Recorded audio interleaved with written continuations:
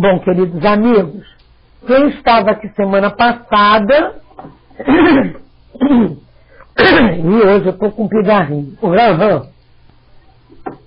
quem estava aqui semana passada, nós vimos e vamos lembrar, né, o senhor David Douglas Home nasceu em 15 de março de 1833, e David, cismei que ele é David, é Daniel, gente. Eu cismei com o David, não sei porquê, já é a segunda vez que eu falo, a terceira. Ele não era espírita, né? Ele foi metodista, congregacionalista, católico, terminando na igreja ortodoxa grega. Uns dizem que ele era espírita, mas não era. A gente pesquisou isso bastante. Foi muito vinculado como suspeito de fraude, mas nada provado. É um médium de gênero daqueles que produzem manifestações extensivas, mas também cai as possibilidades das comunicações inteligentes.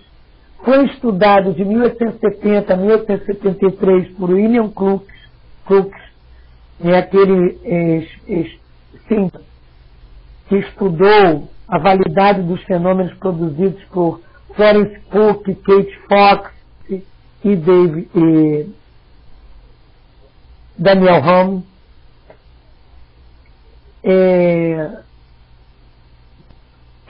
Crookes foi alvo até de ironias no meio científico, pois o seu relatório final, né, ele registra que controlou e segurou seu Home, colocando seus pés em cima dos dele. Mesmo assim, o senhor Home produziu principalmente o fenômeno pelo qual foi mais conhecido, que era o da levitação. Né? Nós vimos que o senhor Home também foi estudado por Paul de Mori, né? E ensinou que essas levitações não passavam de alucinações produzidas por uma sugestão hipnótica, semelhante a truques que existiam pelos mágicos, né? E muito hostil foi com Home. Home continuou, né? Fazendo seu trabalho, entrando em transe, mesmo às vezes sem querer. Nós vimos também que ele, quando um fabricante americano de seda organizou em agosto de 1952 uma sessão espírita em Connecticut, e ele estava presente, o Sr. Home, todos aguardavam manifestações insólitas, luzes misteriosas, objetos flutuantes, que era isso que acontecia, né? Porque os espíritos trabalhavam com o fluido desse médio de efeitos físicos e faziam as coisas se modificarem, né? Quando ele flutuou no ar e sua cabeça tocou no teto, né? E sem que o pessoal do grupo esperasse, né? Então ele ficou muito mais conhecido aí. E aquela televisão de dezembro de 1968, ele sai flutuando por uma janela e entra por outra, né? Muito motivo de polêmica.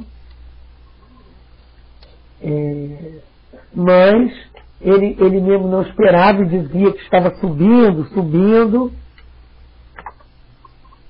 E aí, mesmo assim, as pessoas, aquela história, né, de não querer aceitar. Se tiver, tem um videozinho aí, http://blogspot.com/Daniel-D-Home. Vocês vão ver o resumo, essa parte mais biográfica, né?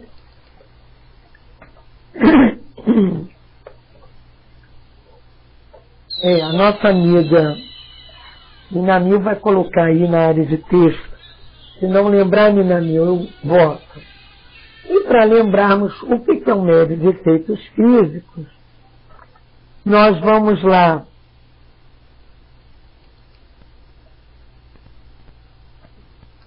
no livro dos médiuns,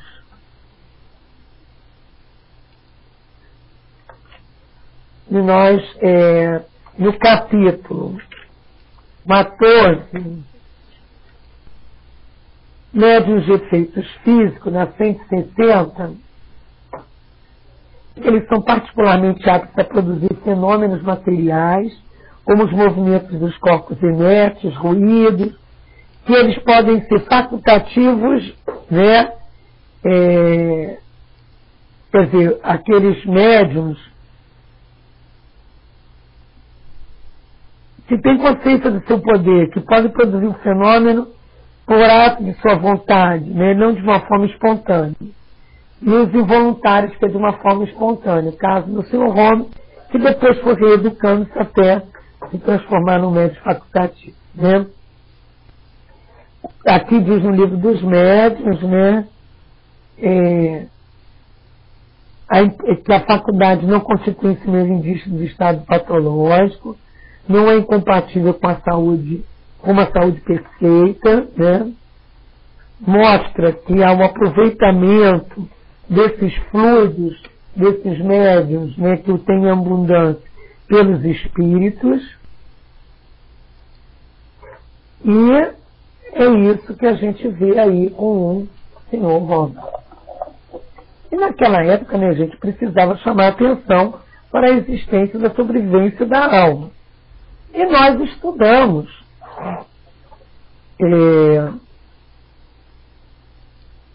o artigo do Sr. Rome, o primeiro artigo de fevereiro de 1858. Hoje nós vamos ver o segundo artigo sobre o Sr. Rome, que sai na Revista Espírita de março de 1858. Como dissemos, o Sr. Rome é um médium de gênero daqueles sob cuja influência produzem mais especialmente fenômenos físicos, sem excluir por isso as manifestações inteligentes. Nós já tínhamos lido isso, né? Todo efeito que revela a ação de uma vontade livre é, por isso mesmo, inteligente. Isto é, deixa de ser puramente mecânico e não poderia ser atribuído a um agente exclusivamente material.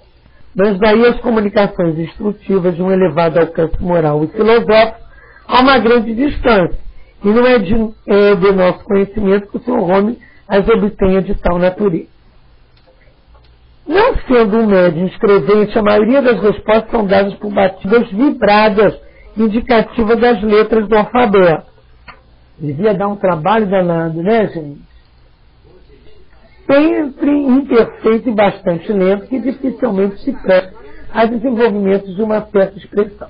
Entretanto, ele também consegue a escrita, mas pelo processo de que falaremos daqui a pouco. Então, o Sr. Rome também traz a escrita e não por esse processo das batidas.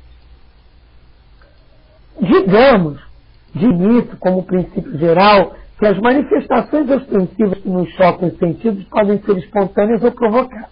Foi o que a gente leu agora no livro dos médiuns, no capítulo 14. Né? O livro dos médiuns é de 1861 e esse artigo é de 1858.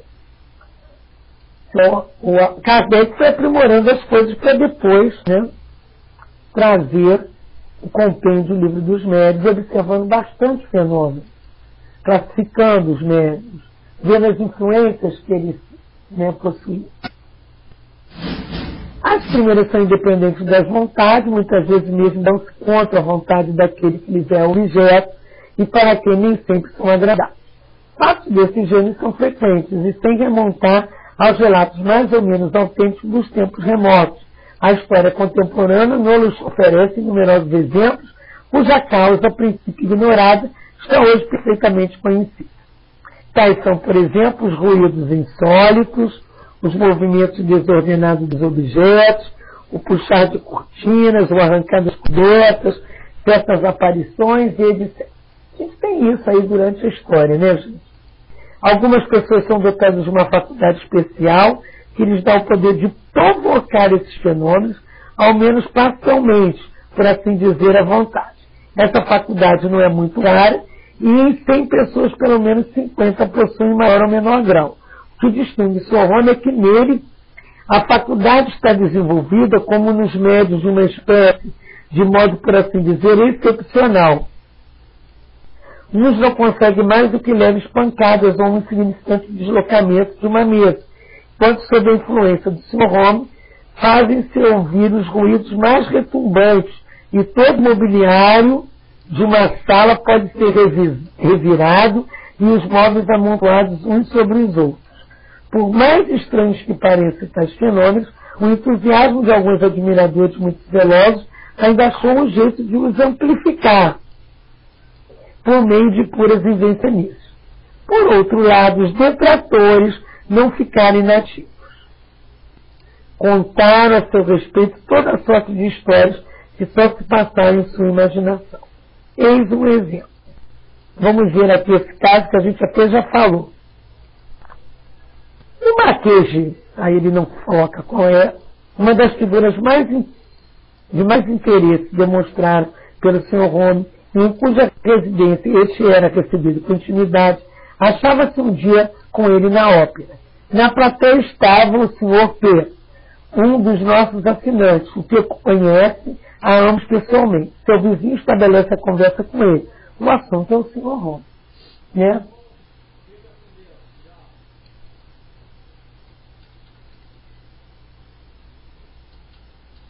Eu não entendi o Flintstones. Você colocou... Ah, tá.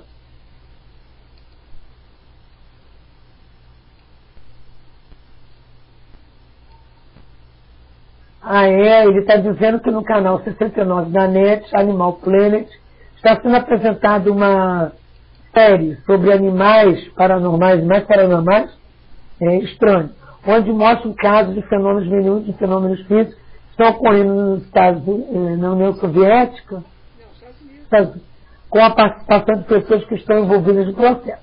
Quer dizer, então não são os animais, né? São as pessoas. E aí, acontecendo nos animais interessantes.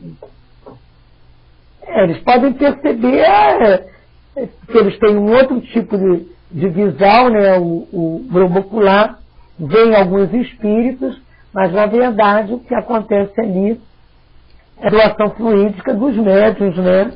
Sem educação mediúnica, sem saber até o que estão doando. E aí, mas é interessante, né?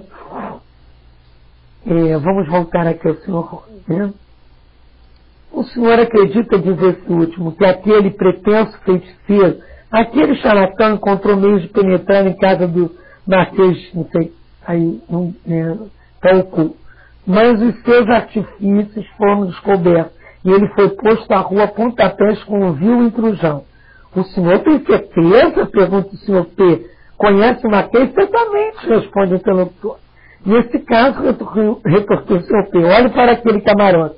O senhor poderá vê-lo em companhia do próprio homem, ao qual não parece que queria dar pontapé. Então as pessoas inventavam, né? Até hoje é assim, né? Quem conta um ponto, quem conta um conto aumenta um ponto, não é isso, gente? Então já viu. Diante, ainda mais com um espetáculo fenomenal naquela época, então, hoje quando acontece as pessoas já saem correndo, né? Diante disso, o nosso infeliz boateiro, achando melhor não continuar a conversa, tomou o chapéu e desapareceu, nem ouviu a ópera, pelo visto. Por aí se pode julgar do valor de certas afirmações.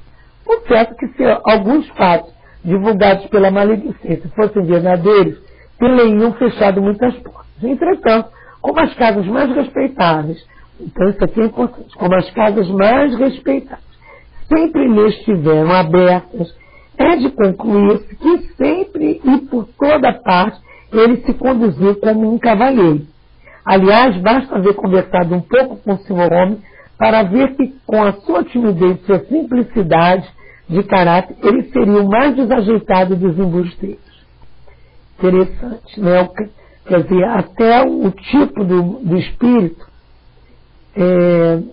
mostra a moralidade, né? Para que não aumente confusões. Então, vamos às manifestações, né? A gente tem até um caso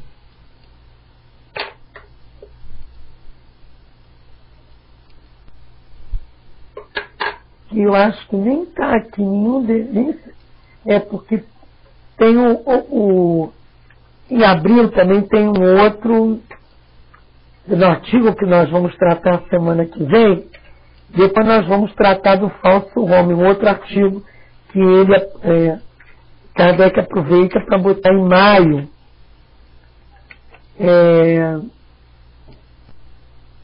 de 1858. Mas tem também o caso do Hotel Cox da Rua Germany, quando os criados, em 1855, desconfiavam de algo ocorrendo num dos quartos do segundo andar, que era onde ficava o Sr. Holmes, né? E o dono do hotel era amigo, né, do Sr. Holmes. Aí se reuniam Lord Brogard, Sir David Brewster e o Mr. Cox mesmo, dono do hotel, né, e o Douglas Holmes. O senhor Brewster, que é o Sir David Brewster, não sei se eu estou falando direito, era professor de física e ficou muito impressionado com o que aconteceu nessa tarde, porque a mesa começou a vibrar de uma forma inquietante. A luz, filtrada através das limitas vidraças que estava chovendo, deixava ver perfeitamente tudo o que acontecia. No momento dado, as trepidações quase insuportáveis do móvel transformaram em assustadores golpes, como se um punho visível batesse furiosamente sobre o tabuleiro. Isso não está aí, não. Foi uma outra pesquisa nossa. E, no entanto, nenhum dos assistentes à sessão tinha contato com aquilo. Espontaneamente a mesa levantou-se, uns palmos no chão, levitou no ar, oscilou de um modo estranho durante minutos e caía bruscamente. Aí o Sr. Cox colocou um sininho sobre o tapete durante um tempo, permaneceu imóvel, né? Até que finalmente começou a tocar, agitando-se violentamente, sem que ninguém tivesse estabelecido contato com o sino, né? E o indutor, consciente daqueles fenômenos surpreendentes, parecia ser o Mr. Holmes, né?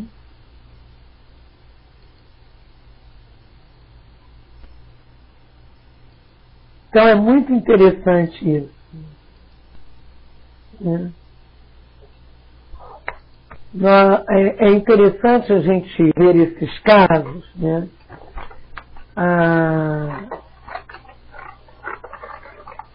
Para que a gente cada vez mais se interesse em estudar de forma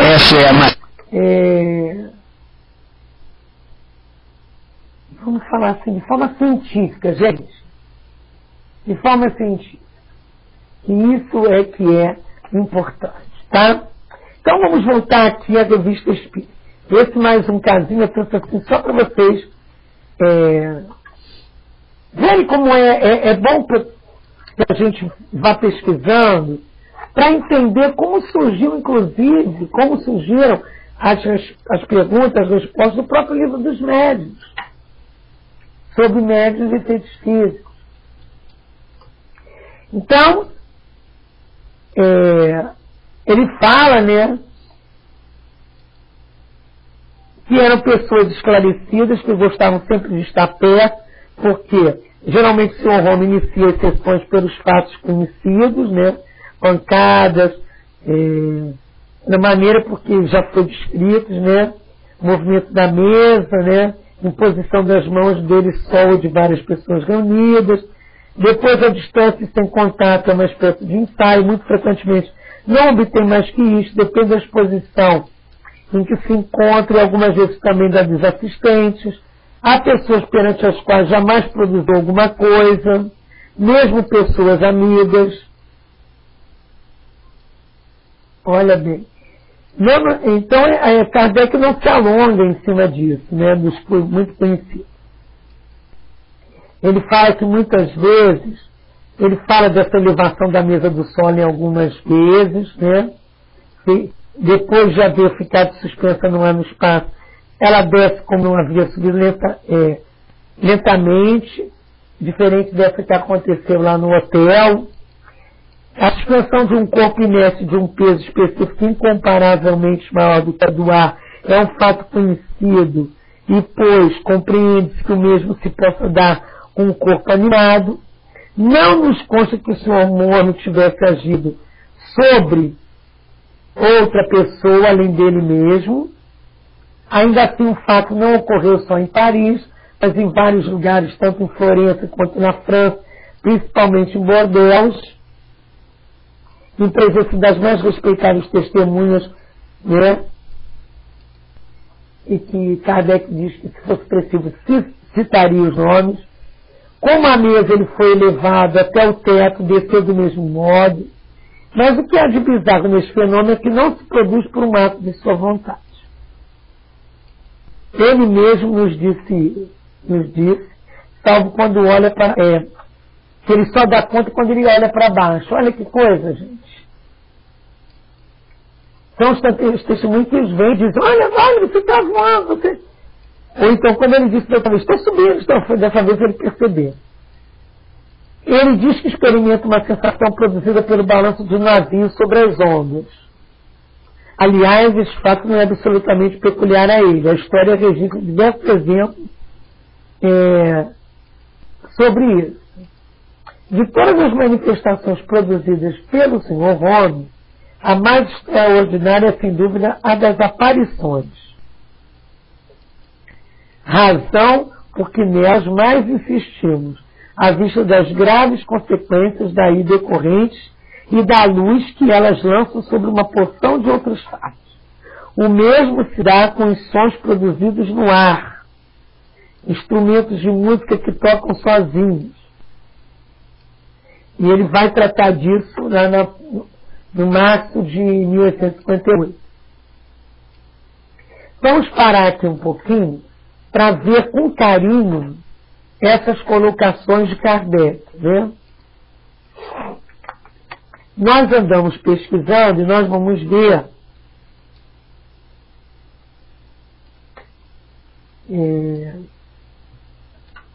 que um dos casos mais convincentes de fotogênese foi realizado pelo Sr. Rome. A fotogênese de luzes, né? O Sr. Rome fazia aparecer luz em toda classe de formas. Umas vezes uma pequena bola luminosa flutuava no ar, outras vezes apareciam pequenas luzinhas como chuva de estrelas ou diminutos fogos de artifício. E numa ocasião viram-se umas como línguas de fogo repousando saído da cabeça dele. Inclusive, alguma outra vez foi observada uma luz bem mais intensa, pois era visível na sala bem iluminada. Isso Crookes escreve a respeito. Em plena luz, vi uma nuvem luminosa pairar sobre um helicóptero colocado em cima de uma mesa ao nosso lado. Em algumas ocasiões, percebi uma nuvem semelhante condensar sobre nossos olhos. Algumas vezes, luzes errantes fosforescentes tocaram os corpos dos assistentes, oferecendo a sensação de contato com o corpo sólido. Né? O caso acima foi estudado também por William Crookes, que diz: tenho apenas a necessidade de lembrar aos meus leitores que tomei todas as precauções convenientes, e ele diz, para evitar que lançassem não de óleo fosforado ou de outros meios. Quer dizer, para evitar, né, a charlatanice. Quer dizer, evitar, ele fez tudo para provar que aquilo acontecia. Ele teve esse cuidado. O William Crookes era um pesquisador, né, gente? Era um pesquisador mesmo. Então a gente tem que levar a sério esses artigos e a gente sabe que olha quanta coisa a gente vê lá no Evangelho do Senhor Jesus, né?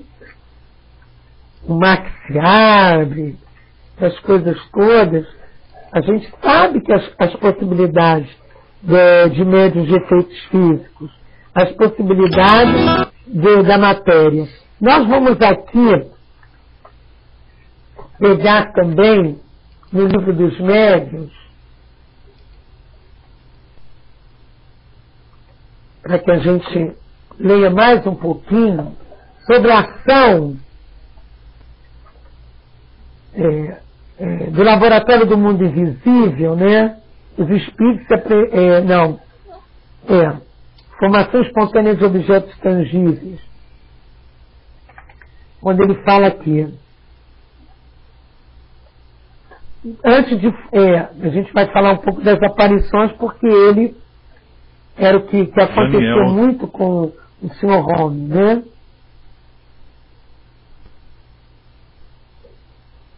E lá no livro dos Médiuns, 928, o Espírito São Luís comenta aquele caso da caixa de rapé, né? Mas vamos ver. Eu quero pegar aquela parte do laboratório do mundo da capacidade dos espíritos intervirem nas substâncias e pegarem. Pode então o espírito dar a um objeto não só a forma, mas também propriedades especiais, se o quiser. Baseado nesse princípio foi que respondi às perguntas anteriores, dizer, tereis prova da poderosa ação que os espíritos exercem sobre a matéria, a ação que estás longe de suspeitar, como eu disse há pouco. E aí ele traz, né, os vestuários, né,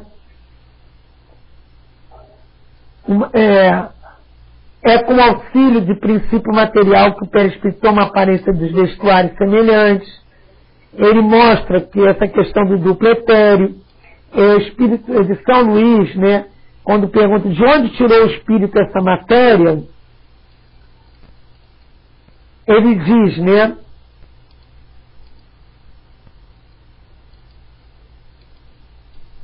o espírito queria que... Não, ele diz que há médios doando fluido no ambiente, que aquilo é uma aparência, que pode haver o transporte. Ele fala. É que eu estou pincelando. E ele diz, né? Os objetos que o espírito forma têm existência temporária, subordinada à sua vontade a uma necessidade que ele experimenta, no caso, nesses casos aqui. E mostra para nós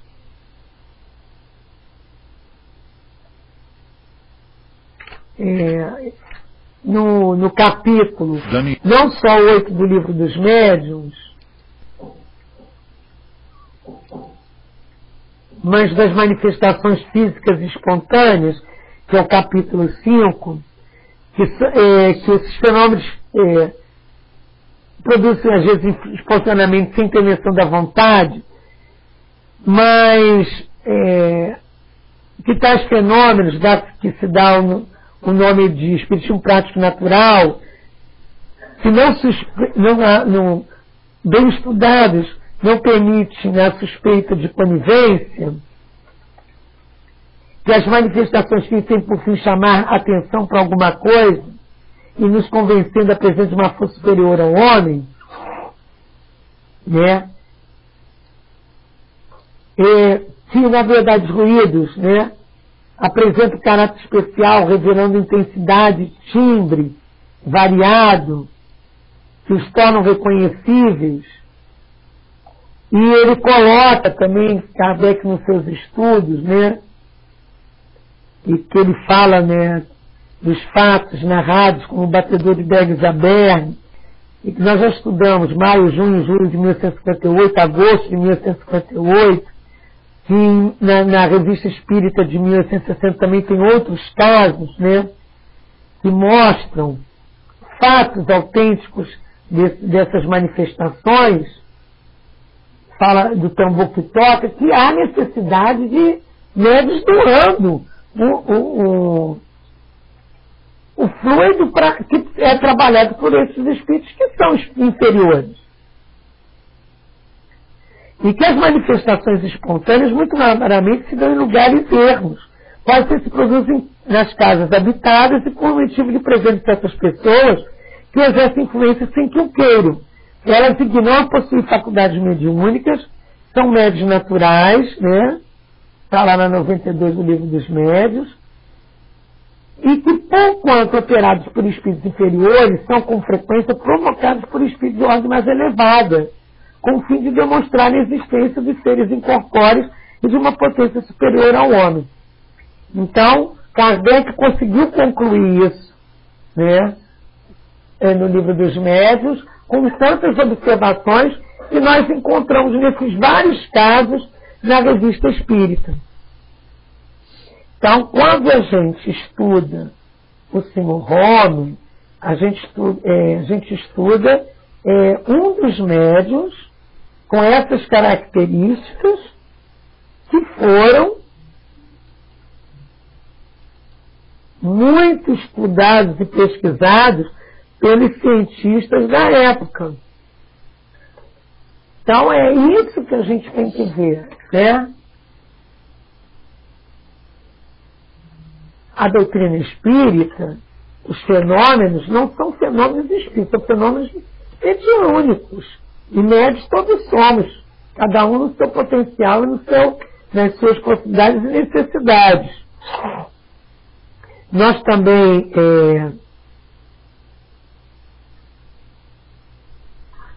podemos lembrar do capítulo 4 do Livro dos Médiuns, quando se pergunta se as pessoas qualificadas podem ser consideradas médiuns, e que os espíritos dizem que essas pessoas tiram de si mesmo o fluido necessário à produção do fenômeno e podem operar sem o concurso de outros espíritos. Não são, portanto, médiuns, mas há médiuns, né? E que o fluido próprio do médium se combina com o fluido universal que o espírito acumula, e a união desses dois fluidos, do fluido animalizado e do fluido universal, dá vida à mesa. Está lá na teoria das manifestações físicas.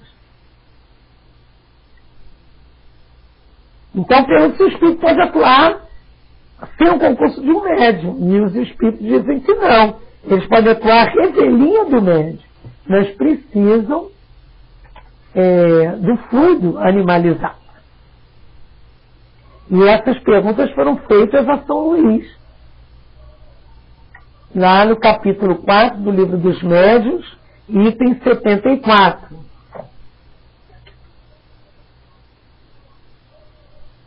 Nós gostamos também sempre de trazer algumas outras bibliografias. Nós encontramos também casos estudados a esse respeito,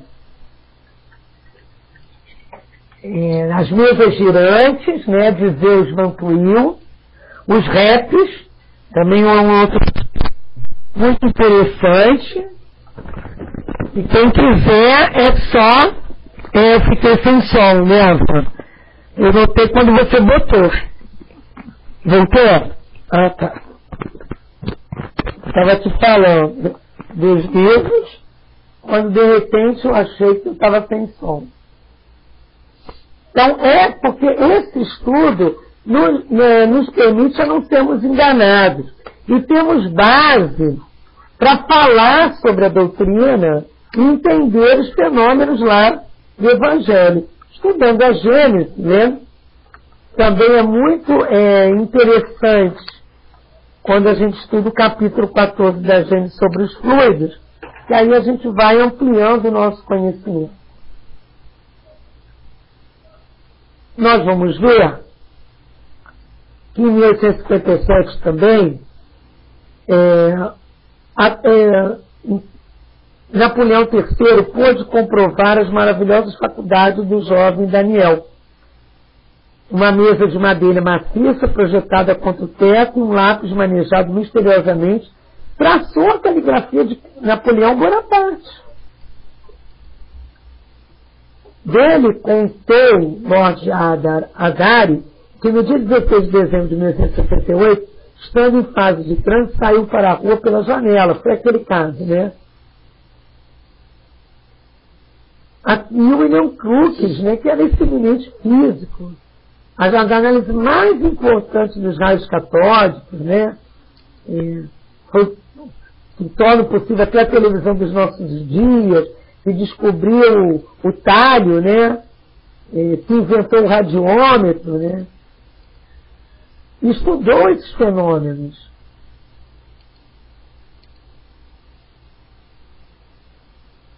E ele pôde até analisar a intensidade dessas forças misteriosas que o médium exercia sobre a matéria por causa desse conhecimento todo que ele tinha. Então, Napoleão, a grafia, né, do Napoleão Bonaparte, claro que era conhecida por Napoleão III. Ora, então vejam que se estabeleciam esses outros fenômenos até de escrita, né? Então, não podemos negar que ele foi, o senhor William Crookes não ia deixar de estudar esse tipo de médium, né? E com uma visão, vamos dizer assim, respeitosa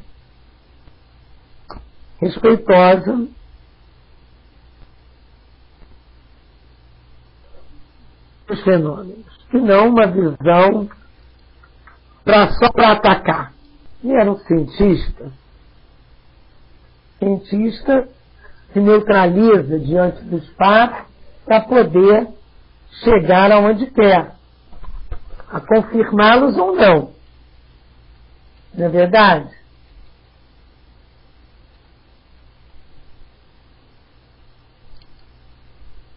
O Leon Crookes chega a dizer que por diversas vezes durante as experiências ele ouvia pancadas delicadas provocadas, produzidas pela ponta de um alfinete. Então não é uma coisa assim de diversos usavam diversos materiais, né, gente? Para dizer, ó, o mundo invisível existe. Não pensem que não existe. Existe mesmo. Nós estamos aqui. Por isso que eu quis ler essas questões do Livro dos Médiuns, porque a importância hoje desses fenômenos não são mais importantes nem necessários. Quem tem esse tipo de fluido que pode auxiliar na mudança da matéria, vai trabalhar na cura. Porque vai ser usado por espíritos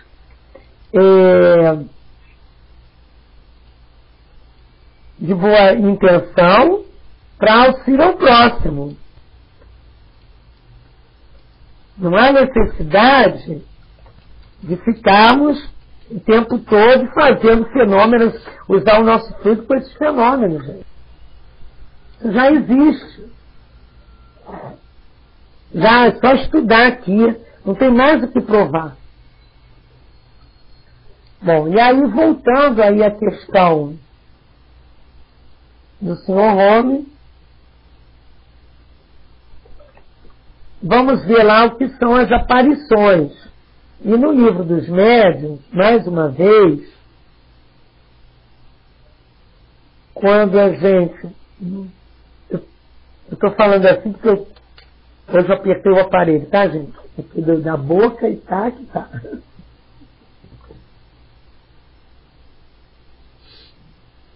Nós vimos a questão das aparições de pessoas vivas lá na Bicorporeidade e Transfiguração, no capítulo 7 do Livro dos Médiuns, na segunda parte. É bom a gente só ter uma lembrançazinha dessa teoria que foi depois colocada em cima dessas observações, né?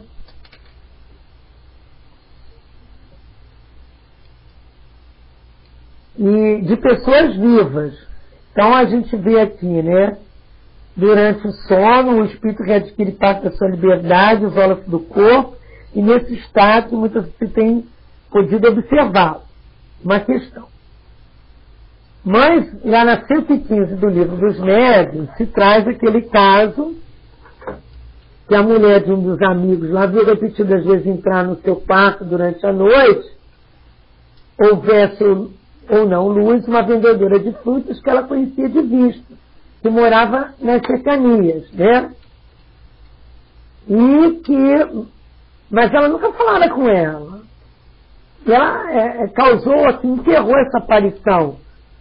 Porque na época em que se deu, ela ainda nada conhecia do espiritismo. E também se produzia isso com muita frequência. A vendedora de frutas estava perfeitamente viva, e aquelas horas provavelmente dormia. Seu corpo material repousava, seu espírito com o respectivo corpo físico, e ia até a casa daquela senhora em questão. O que motivo é que não se sabe. E de outras vezes viu da mesma maneira um homem que lhe era desconhecido. Certa dia viu seu próprio irmão que se achava na Califórnia. Esse apareceu com uma aparência assim tão forte que ela pensou que ele estava ali, né? Então existem vários casos no livro dos médiuns, né? E a gente vai ver aqui que de volta a uma viagem à Holanda, onde produziu uma sensação profunda na corte e na alta sociedade, e o Sr. Rome acaba de partir para a Itália, com a saúde gravemente alterada, ele necessita de um clima mais suave. Confirmamos prazerosamente a notícia dada por alguns jornais, de um legado de 6 mil francos de renda que ele fez uma senhora inglesa, por ele convertido à doutrina espírita. Quer dizer, aí a gente já vê que ele já está tombando para, né, reconhecimento pela satisfação que ela experimentou. Por todos os títulos, o Sr. Rome merecia esta prova de consideração. De parte da doadora, o ato é um precedente que terá o aplauso de todos quantos partilham de nossas convicções. Esperemos que um dia a doutrina terá os seus mecenas. Olha só. Então, quando a gente vê as casas espíritas precisando de dinheiro, não é para ficar fazendo besteira, né? Mas para viagem de divulgação, própria nossa sala aqui, para manter essa sala, para manter os estúdios que hoje temos já aqui na área física, as salas alugadas, para manter o trabalho do portal espiritismo.net, para manter as nossas viagens, os congressos em outros estados, levando esse trabalho, nós também precisamos, uns mecenazinhos. A gente vive pedindo, manda artesanato, se faz alguma coisa, que a gente vai abrir um stand. Nós vamos estar na Bienal do livro aqui no Rio, precisamos produzir vídeos, estamos nos legalizando, estamos já legalizados como a Associação Espírita Gaibaçu. Temos que viver no mundo, como o mundo nos solicita. Então, esse negócio de ele ter ganho dinheiro, ficar achando que por isso ele não era um médium sério, fazia um trabalho sério, ele não vivia disso, e isso auxiliou, né? E aí, Kardec faz essa notificação, né? Esperemos que um dia a doutrina terá seus mecenas. Vamos lembrar aqui também algumas questões. A gente até estudou isso aqui. Quando do Evangelho, foi do Evangelho que nós estudamos, que a gente, não, é a própria revista Espírita, que Kardec tem uns fragmentos que ele diz que depois eles serão editados. Acho que é com o Livro dos Espíritos, né? Ai, meu Deus, esse pessoal que entra na escala só para falar bobagem, ou escrever bobagem, né, gente? Que besteiras, né? Meu Deus do céu, por que não respeita, né? Vai para a sala que quer ouvir essas bobagens. Abre uma sala só para isso, né? Aí entram assim, a gente está aqui no pensamento, acaba lendo, pensando que a gente, na hora que está aqui trabalhando, acaba ficando desligado de algumas coisas. E aí, quando aparece um texto, a gente começa a ler pensando que é um de vocês trazendo a interatividade, né? E aí acaba perdendo, tirando o nosso raciocínio, né? É uma pena, né? Aí perde um tempo, meu Deus. Mas então ele mostra aqui, né? A religião nos ensina a existência da alma e sua mortalidade, se engana sua própria vida. Ah, tá, você colocou a parte aqui da revista Espírita, né? a posteridade inscreverá seus nomes entre os benfeitores da humanidade. Por quê? Porque ele mesmo tem um artigo em que Kardec diz que só vai... ele só podia escrever as coisas, gente, quando ele recebia dinheiro. A gente vê o Livro dos Espíritos, foi quando o Livro dos Espíritos passou a ter aqueles acréscimos. E aí ele diz lá que a outra edição dependeria... Está aqui na Revista Espírita. A gente já estudou isso. Dependeria de... Como tivesse verba, né? Para poder fazer. Né? Tivesse verba. Então, ele trabalhava em cima das condições que ele tinha. Então, acha-se até que, apesar de depois ter saído o Livro dos Espíritos com as 1000 e tantas perguntas, aquele outro que ele falou que a brochura ia sair separado, não acabou não saindo. Então se precisa, né? Não tem jeito. A gente tem associados, a gente está fazendo campanha, está lá no portal, porque a gente precisa disso. Quando a gente faz os nossos encontros, ou a gente vai em algum encontro, quem vai, doa a sua ida. Passagem, comida, carro, dormida. Se não tem onde dormir, a gente paga hotel por nossa conta, para divulgar esse trabalho e a doutrina espírita. Mas paga-se um estande, muitas vezes, nos congressos, como vamos pagar agora na Bienal, junto com o Leon Denis, como vamos lá ter materiais para venda, mas com o intuito do conhecimento do trabalho, botar lá o portal para ser conhecido. A intenção é mostrar a doutrina, mostrar tudo isso. Quem entra no portal Espiritismo.net vê o esforço para que a gente esteja sempre com coisas atualizadas, divulgando inclusive eventos de outros lugares, de outras casas, de outros trabalhos. Então, quando ele fala aqui, esperemos que um dia a doutrina tenha seus mecenas e que a posteridade inscreverá seus nomes entre os benfeitores da humanidade, eu continuo também apostando nisso, né? Não com aquela visão que a gente tem de outras religiões, mas porque tem que se manter as coisas, né? A gente não mantém um trabalho desse, agora lançando a web rádio, comprar todo o material da web rádio, tudo isso tem dinheiro. E qual é a intenção? É a divulgação nos meios mais modernos de divulgação de nada. E qual era a intenção naquela época? Né?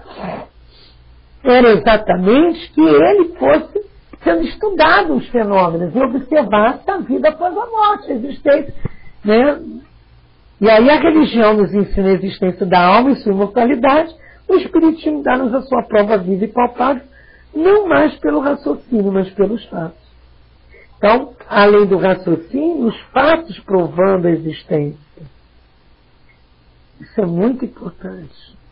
Aí ele coloca que o materialismo é um dos vícios da sociedade atual, porque engendra o egoísmo. Que há realmente fora do eu, para que tudo seja referido à matéria e à vida presente, intimamente ligado às ideias religiosas, esclarecendo a sua natureza, a doutrina espírita nos mostra a felicidade na prática das virtudes evangélicas. Ela lembra ao homem os seus deveres para com Deus, para com a sociedade, para consigo mesmo. Então, uma doutrina dessa, essa revivência, né, do cristianismo, ajudar a sua propagação é desferir um golpe mortal na chaga do ceticismo, que era algo contagioso e ainda é hoje, né? Hoje não é tanto o ceticismo, eu acho, né? Hoje eu vejo que o mais difícil não é o ceticismo, é, vamos dizer, a não fidelidade doutrinária. Eu vejo isso hoje. Hoje, o nosso cuidado, a nossa luta é com a fidelidade doutrinária. porque é um tal de se criar isso ou aquilo, livros assim ou assado, trazer coisas, dizer que não está, que Kardec está ultrapassado, que na verdade, e quando aquilo estava lá no livro dos médios, duplo etéreo estava no livro dos médios, tudo estava, o perispírito estava, tudo está no livro dos médios, está no livro dos espíritos, mas as pessoas não estudavam profundamente. Ou a ciência não nos dava condições para esse alargamento de ideias, e aí as pessoas não voltam a estudar profundamente o Pentateuco kardeciano, né? Pentateuco, vamos dizer assim, kardeciano, ele não gosta que a gente fale, que não é, né? Mas os livros, né, da doutrina, codificados por Allan Kardec e com as suas observações, muitas das vezes, as pessoas não voltam a esses estudos, e não voltando a esses estudos, elas dizem que não estava lá o que já estava lá. Né? Então, gente, hoje é o que a gente tem para trazer nesse trabalho. Não esqueçam, mais uma vez, de rever esses estudos. Semana que vem a gente vai trazer mais um pouco. E todo esse trabalho é para que a gente se coloque cada vez mais, vamos dizer assim, apto ao pegar um livro e dizer isso é doutrina espírita. Não, isso aqui não é. Só que é espiritualismo. Pode ter o seu valor, é lógico, mas não é doutrina espírita.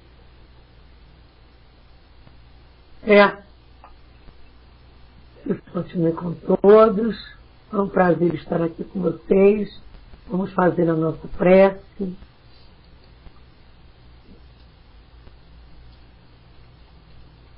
Eu que agradeço a presença de todos. Semana que vem tem mais. Nós vamos inaugurar também dia 30. Nós começamos às 6h15. E agora a gente deixa para o Leon Denis depois entrar. Suzana? Mas olha, a gente começa, semana que vem tem... Você vai lá no portal que você vai ver todo o nosso trabalho.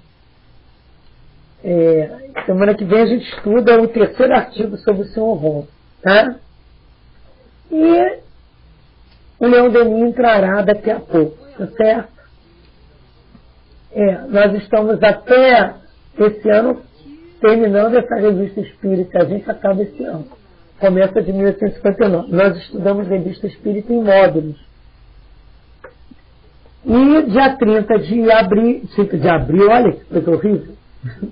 Dia 30 de junho, nós vamos dar início ao estudo do livro Libertação, de André Luiz. Né?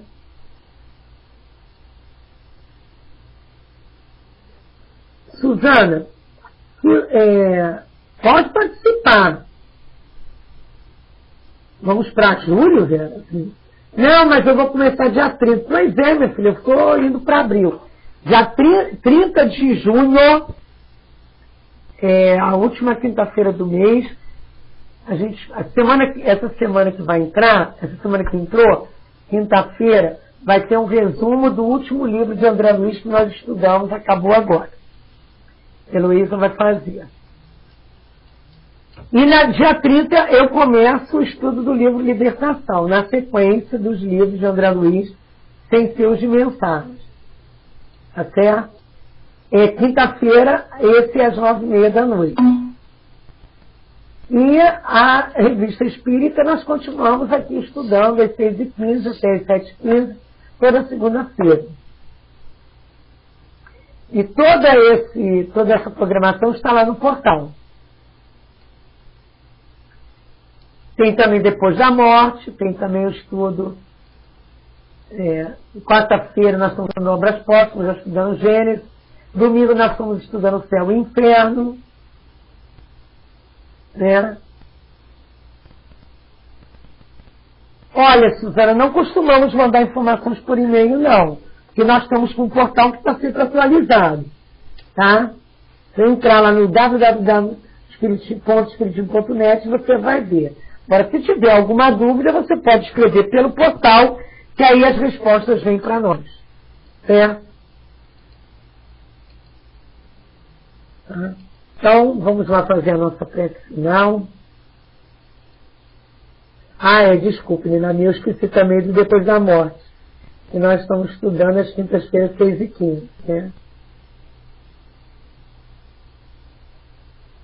Tem também estudo para jovens, para criança, evangelização.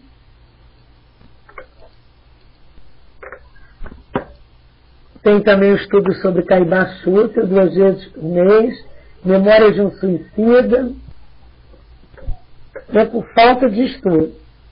E nós vamos lançar agora, até julho, a nossa web rádio lá no portal, que vocês vão entrar com o primeiro programa, que nós estamos acabando a música e as vinhetas, com gravações de estudos por diferentes companheiros sobre o Livro dos Espíritos.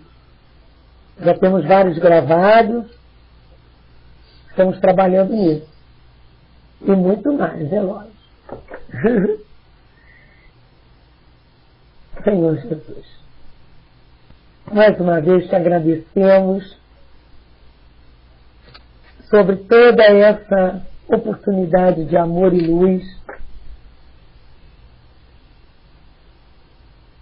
que esses trabalhos nos trazem. É com o coração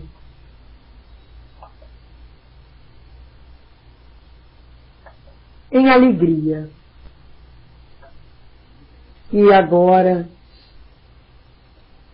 te solicitamos o apoio à nossa equipe, famíliaespiritismo.net, a essa Associação Espírita Caibá Shutra,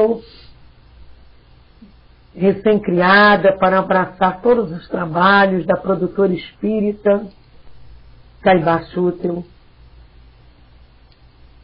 da divulgação doutrinária através dos meios de comunicação tecnologicamente avançados. Possamos continuar com essa vontade de estudar, aprofundar a doutrina que é vossa, é do Criador, e leve a todos os aqui presentes, seus lares, essa mesma vontade, essa mesma força, essa mesma inspiração, essa mesma dedicação e persistência, para que possamos nos sentir úteis no trabalho do bem. O apoio que recebemos da espiritualidade amiga do Centro Espírita Leon Denis continue sendo as nossas estacas. Que esse trabalho de 14 anos continue sendo um trabalho a ser respeitado e imitado por tantos outros amigos do bem que ampliam essas possibilidades após o conhecimento da existência de tantas coisas boas que é o estudo da doutrina espírita. Que as bênçãos de luz caiam sobre todos os lares aqui presentes, pelos que aqui já estiveram, e que possa ser em teu nome, Jesus amigo, Kardec, Leon Denis, Caibá Shutra, os nossos guias particulares, André Luiz também, mas acima de tudo, em nome de Deus, que possamos nos deixar agora tranquilos para as continuidades das nossas tarefas diárias. Que assim seja.